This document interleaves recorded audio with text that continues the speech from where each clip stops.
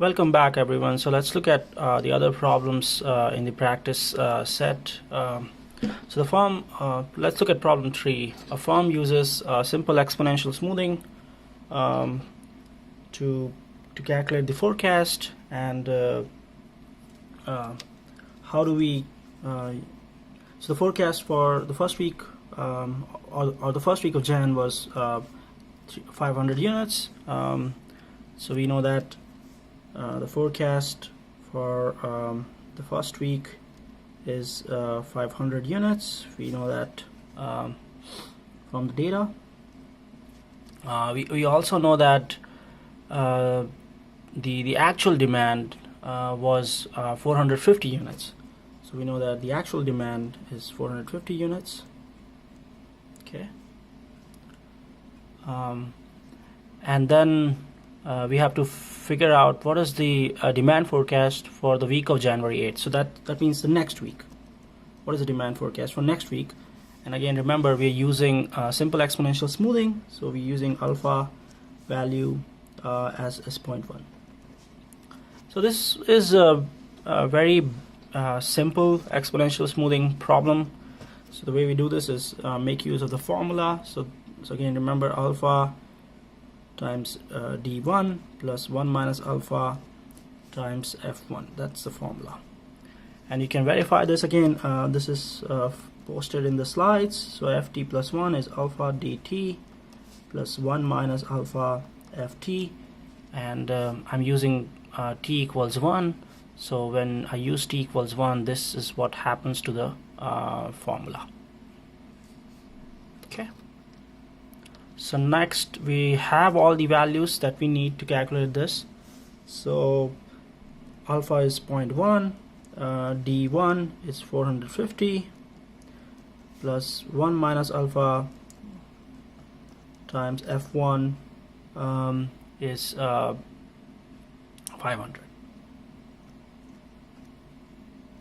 So now you can verify that that's nothing but 45 plus 450. That's equal to 495 units. So that's your exponential smoothing forecast for the second week, or the week of Jan 8. Okay, so that was problem 3. Let's look at problem 4. Let's try to solve problem 4. So exponential smoothing is used to forecast automobile battery sales. The two values of alpha that are given are 0.4 and 0.8 and 0.5. We have to figure out the accuracy of each smoothing constant and which one is preferable. Okay. So we could do the same operations. We know the formulas. So again, let's just recap. Let's just do this for a few time periods, and then we'll look at the solution. So again, the formula for exponential smoothing was ft plus 1 equals alpha times dt plus 1 minus alpha times ft. So let's just do this for alpha equals 0.8, the first value, and I'm again interested in finding out the exponential smoothing forecast. So okay, so again, I should provide you the value for f1. So this is my f1 value, that's 22, and these are my d values. So that's d1, that's 20, d2 is 21, and so on. Okay, so once I have given you these values, and I have also provided you the value of alpha, you should be able to calculate the exponential smoothing forecast using the relationship. So now let's so we know that this is 22, and again this is given. What about the next time period? How do we find that? So next time, again, think about this as time period 1, January Feb is time period 2, March is 3, and so on. So F2, we want to find out what F2 is. We can use this formula, and again, when t equals 1, this formula becomes F2 equals alpha times t1 plus 1 minus alpha times F1. So that is equal to 0.8, that's the value of alpha, times t1 is 20 plus 1 minus 0.8 times d2 times F1 is 22. So that's how we find out F2, and we can so the first is 0.8 times 20, that's 16, plus 0.2 times 22, so 4.4. So that's 20.4. Okay. And again, let's just round this to make our life easier. So we can say that that's equal to 20.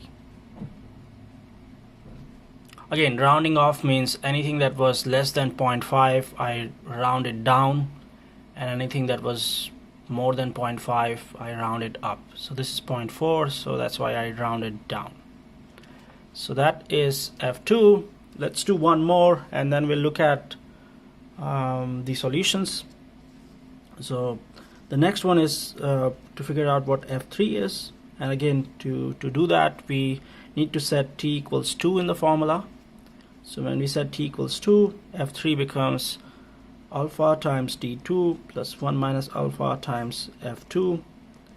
So that's 0.8, which is the value of alpha, times d2 is the demand for the previous for the time period 2, that's 21, plus 1 minus 0.8, that's 1 minus alpha, times F2. We found out F2 was we found out F2, the F2 was 20. So that is how we calculate this. Okay, so now it's just a matter of using our calculator. So 0.8 times 21 equals 16.8, and plus 0.2 times 20, that's equals 4. So that's again 20.8, and we can round it, it will become 21. Okay, so again remember these were the forecasts for alpha equals 0.8. We have to do a similar exercise for alpha equals 0.5, and then we have to figure out what is the accuracy of each smoothing constant. Remember in the class we discussed how we can find out the accuracy. There are various techniques. Over here we'll use MAD, and in class we discussed that there are other techniques called MAPE, MAPD, but here we'll just use MAD, and the way this works is it's the mean of all absolute deviations. This is how we figure out MAD, and again when I say deviations I mean errors. So think about here, for the second time period the method is making an error of 1 unit, because the actual demand D is 21 and the forecasted demand is 20. So that deviation between the actual demand and the forecasted demand, the absolute deviation is 1 unit. Similarly here in the third time period the method is making an error of 6 units, because the actual demand D is 15 and the forecasted demand is 21. So the difference between 15 and 21, the absolute difference is 6 units. So we have to figure out the absolute deviations for all the time periods, and then we take the average of that. So let's look at the solutions, and I think it's pretty straightforward. So this is the solution that has been posted, and we already did this. So remember, we were doing this for alpha equals 0.8. So we figured out, okay, this was given, this is what we found out, this is what we found out, and I was just making a case that the first deviation, the first absolute deviation is 1, and then it's 6, and you can carry on with this process and figure out the other deviations. Okay, and then the step is, okay, what is the absolute or what is the mean of all absolute deviations? If you can figure out what is the mean of all absolute deviations, you can figure out the MAD value. Okay, so for that we need to add up all those absolute deviations, and then you need to divide that with the number of observations. So the first deviation was 2, the second deviation was 1, 6, 2, 1, 3. We need to add all of this together, and to figure out MAD you need to take 15 and you divide by 6, because there are 6 observations, and that equals 2.5.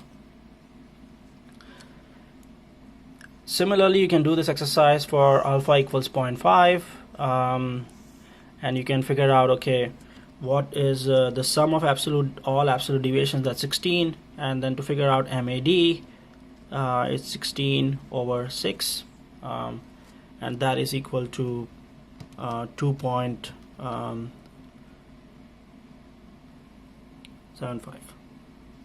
Okay, so based on this MAD measure, which one is better?